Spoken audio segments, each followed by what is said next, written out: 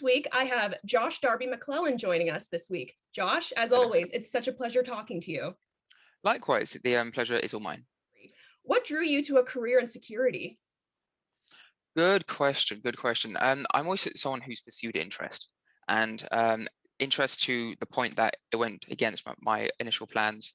So going way back when I was very much set on a career in criminal law, and all of my work experiences were in that particular field. I did, however, study a political science undergraduate just as a principle. Like I wanted to study an undergrad out of interest and then do a more like vocational master's, which would have been a law conversion course. And then I got into poli sci, and my interest was kind of drawn away from criminal law, which is still very interesting and a fantastic field, but it was drawn more towards security and conflict.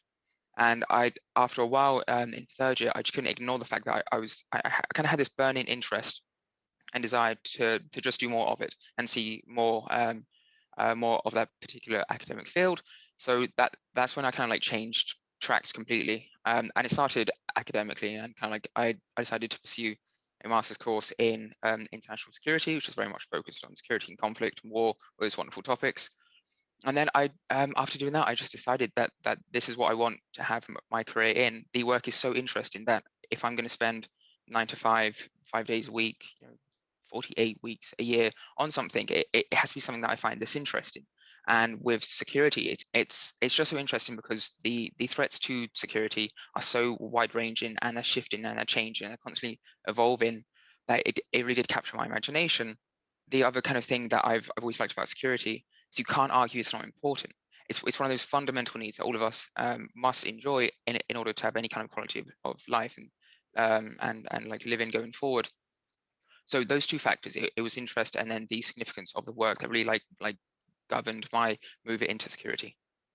And it's so true what they say. If you love what you do, you'll never work a day in your life. It is. It is. It's one of those phrases that I love. Yes, it's cliche. I get that. I have tried to avoid some cliches. That's why I've not said passion. I think people overuse passion. They say follow your passion, do your passion. I don't say passion. I say interest or burning interest, because if you work in something that interests you, like genuinely interests you, to the point whereby you will read about it in your spare time without being paid, that then you're right. Work is just so much easier, and you aren't spent all day watching the clock, just counting down the hours. You're instead just like busy. You're filling your work day with all the things that you just naturally love to work on. Absolutely. And I think that cliches are where you find the most truth. So I don't think that there's anything wrong with falling into those cliched sayings.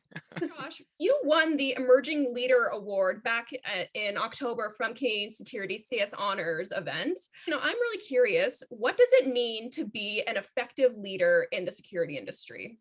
The first thing it means, I'm very grateful and appreciative to have been recognized by such a fantastic organization. It really did and does mean a lot, and I find that positive reinforcement really does go a long way. I kind of feel like there was there was a standard set by that award, which I now have to live up to. So I can't kind of like slack off and let myself just coast. And I think so many young professionals have this kind of imposter syndrome. We think, well, if I'm still an individual contributor in my organization, if I don't have a manager or leader job title, like how can I be a leader in the industry? And I think the fact that that award exists and that it was given to me, who doesn't have that manager job title, speaks volumes. And I believe that there's a lesson there to be learned, and it's that you can be a leader in the industry, even if you aren't a manager in your organization.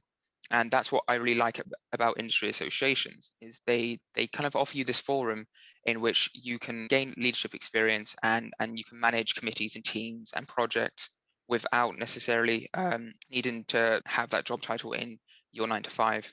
So I think that's a huge kind of like takeaway for young professionals. Want to become a leader and like move it into that space, then there's many kind of like ways that you can do it.